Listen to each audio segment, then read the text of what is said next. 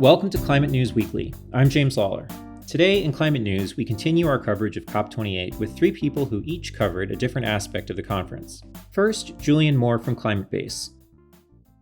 Julian, welcome to Climate Now. It's great to have you on. Thank you so much for having me. Looking forward to it. So you wrote a piece that is titled "The Progress Amidst the Noise at COP28." It seems that at every COP, there are kind of narratives happening at different levels. It's kind of like a narrative stack in terms of the stories coming out, and they have sort of different meanings, and there's sort of different levels of import and consequence to these different threads. And then all of the noise around the threads kind of stack up. And so we're trying to make sense of that. And you wrestled with that as well in this article. So tell us kind of in your reporting, what did you find to be sort of the primary threads coming out of COP? There's so many things happening at COP, right? The primary goal of COP is to get all the nations of the world to comply with the Paris Climate Accords that were agreed to in 2015. That's the number one goal. But there are a lot of other issues that are actually being negotiated on the political level. I think a big part of the frustration among people who follow climate about the lack of progress that comes out of COP, I think comes from just a fundamental misunderstanding about what the conference is.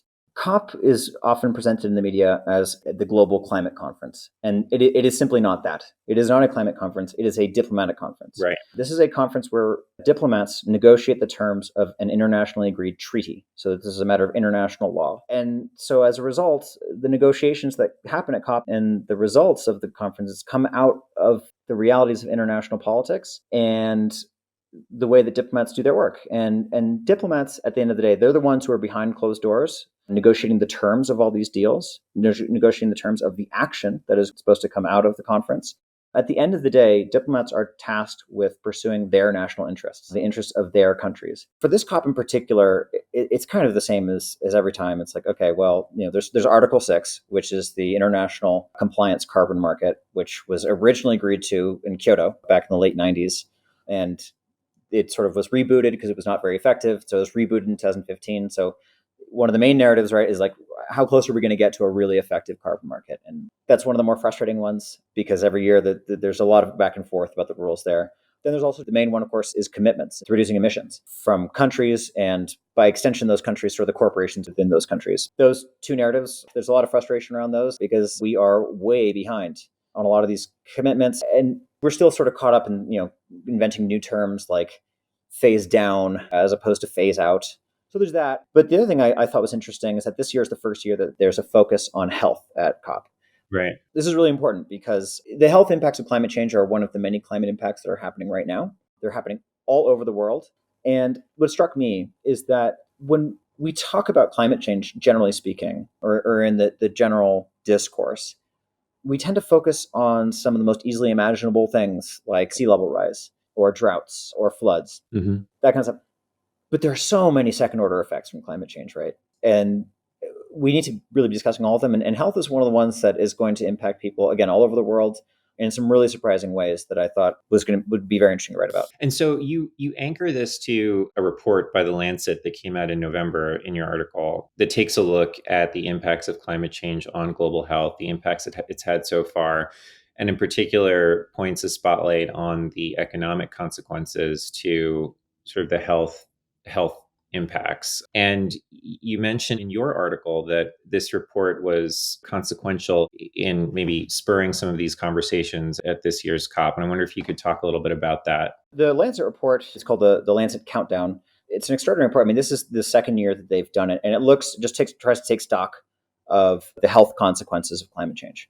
Now, it takes a look at several different aspects. I chose three of the biggest, most important ones.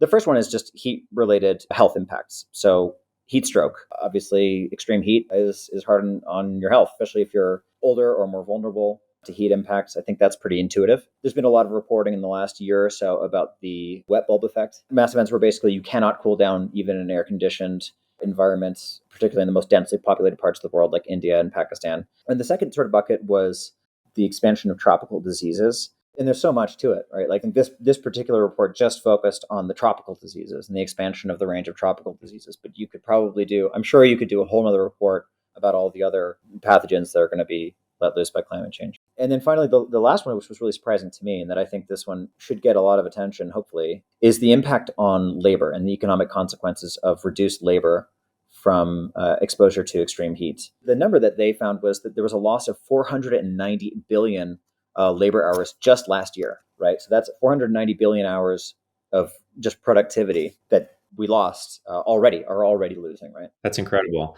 So coming back to COP then, so basically there was this declaration on climate and health, right? What exactly was this declaration and what's the takeaway there? The health declaration at a high level recognizes the importance of health, recognizes the immediacy of the problem and that they have to deal with it, and also recognizes the fact that there needs to be more participation from developed nations and any organization really from developed nations that can help developing nations to deal with these impacts as well. They're committing an initial tranche is the word, tranche being a French word for slice, of $1 billion just this year that's going to health initiatives. In principle, there will be additional rounds of funding on a similar scale every year going forward. And that's backed by 124 countries, which is quite significant, among them the United States, the United Kingdom, countries that have committed the kind of money that is necessary to address these kinds of things. Well, Julian, thank you so much. Climate News Weekly regular contributor Julio Friedmann sent us another on-the-ground update from the UAE. Here's Julio. Hello, this is Julio Friedmann, the Chief Scientist of Carbon Direct, speaking to you again from COP28 in Dubai. A few things I want to point out that are distinct here at this COP that are worthy of attention. One of them, a lot of discussion about nuclear. Holy cow. In the prior COPs, nuclear has simply not been a feature, but it is here now. Fission, fusion, a lot of this happening in developing countries, also including here in the United Arab Emirates. There's been a big focus on hard-to-abate sectors, aviation, and I may add a little shout out to my colleague here, Dina, and the Rocky Mountain Institute for their launch of their Sustainable Aviation Fuel Registry, but also on things like steel and cement and other hard-to-abate sectors. These topics often got short shrift at prior COPs. I'm glad to see them well represented here.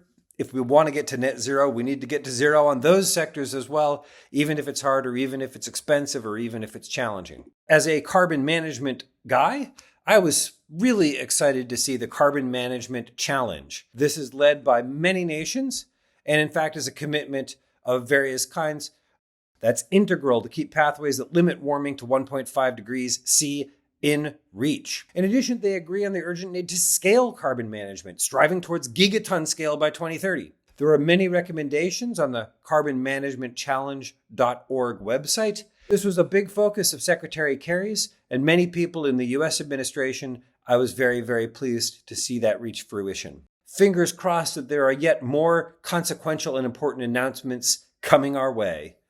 Be seeing you. Finally, I sat down with Dina Cappiello, who just returned from COP28, to discuss her impressions of the event and what stories to track now that we're approaching the end of the conference. What is it actually like to be there? It feels like from reading the articles about COP, it seems to be just sort of this washing machine of stuff. And there's just an overwhelming number of people there and events. What is it actually like to be on the ground there? I think there's one kind of commonality between all the COPs I've been to, and this is my third for RMI, which is it's just chaotic. There's just so much going on officially with the negotiations. There's event after event after event. And I can't impress upon you, like, they start at breakfast and they go until like 11 p.m. at night. So if you really wanted to do COP, you could be like morning to the very late evening and then like do it all again. What is your takeaway? Like, what will happen toward the end of this week? So towards the end of this week, hopefully there will be a text that the countries agree to that will respond to the global stocktake, which basically said that we are way off track. And I want to be very clear with those listening, the global stocktake really only evaluates what countries have committed to, right? So it doesn't include actions that markets are driving or the private sector is driving. And so they're looking at that stocktake and they're revising the language of the agreement, what they agree to based on that stocktake, which is basically we're way off track, right? And, in the middle of COP, there was a new report that said, emissions are rising. So like, to answer your question, it 100% depends on your perspective. And like, personally, not speaking for RMI here, but personally, like, I go back and forth, right? Where I am completely energized by the energy on the ground and the amount of people on the ground, like 80,000 around, right? And I think that, looking at that from a glass half full perspective, you can say, wow, there is so many people coming to this devoted to this crisis and to addressing this crisis. And then you look at some of the other coverage, which is like, how many consultants are there and how many fossil fuel lobbyists are there, right? And then sometimes you're there and you're like, you're doing the math and you're just like, oh my goodness, like 80,000 people flew here. And we know that aviation is like a major contributor to climate change, right? And is it worth that cost to the planet? And ultimately, like, there is a reason that we have this. And I think that it does move the ball forward. Does it move the ball forward fast enough? That's TBD on this COP. But I think that we would all agree that historically it hasn't. Otherwise, we wouldn't have a global stock take that was really a wake up call and was like, you need aggressive action. And also, I have to say, the other trippy thing about this COP, for lack of a better word, is that like you are basically in this city, Dubai, and I had never been there before, which is like a testament to like the money of the oil industry, right? Yeah. Now that you're back in the US, what do you see as kind of the main story that you're tracking? Here's the big one, really big one. Okay. There is a lot of debate going on, and it's absolutely critical between phase out, phase down of fossil fuels, right? That I think is really the core to what's happening at COP right now, because current language has phased down, and there are a lot of people, and the chorus I felt was very strong, and I could be biased because of the circles that I move in, that language has to be much stronger and has to be phased out, right? And Saudi Arabia is very much against this. Even the US is using phase out of unabated fossil fuels. That means that we can just keep spewing this stuff and we're just going to put carbon capture or direct air capture on it, or whether it is about an orderly and just transition, knowing that some industries, particularly cement and steel, will be reliant on fossil fuels for many years to come, right? And so that is something that I think is absolutely critical. And that to me is like what everybody's tracking right now. Is it going to be phase out, which I think a lot of NGOs, environmentalists want? The global south has issues with phase out because some are making natural gas deals and fossil fuel deals right now to get electricity. So this is not a simplistic debate. But I have to say this. I saw Johan Rockström speak, one of the preeminent climate scientists out there, and he was unequivocal.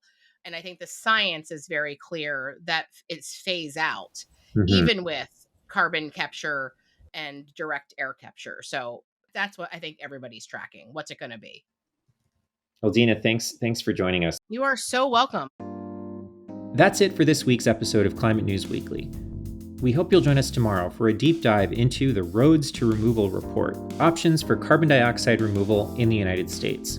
Climate Now has provided support to the Livermore Lab Foundation in the rollout of the Roads to Removal report. You can visit the website roads2removal.org to download the report, which has just been released today, as well as watch videos on the various processes and technologies that are highlighted in the report, learn more about the massive team that put the report together, as well as pre-register for events that will be happening across the country to bring insights from the report to the regions where they'll matter most. Thanks so much, and hope you join us for our next episode. Climate Now is made possible in part by our science partners like the Livermore Lab Foundation.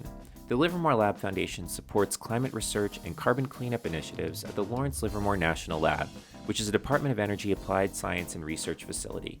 More information on the Foundation's climate work can be found at livermorelabfoundation.org.